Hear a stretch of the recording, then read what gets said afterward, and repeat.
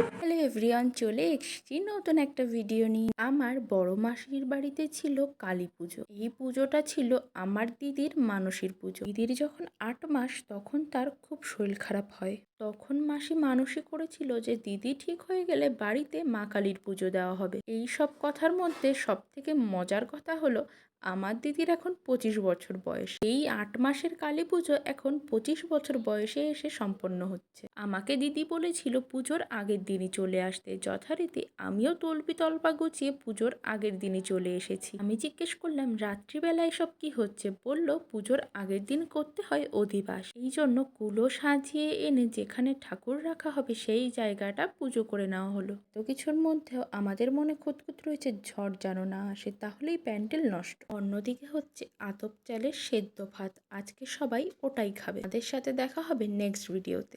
Subscribe for more.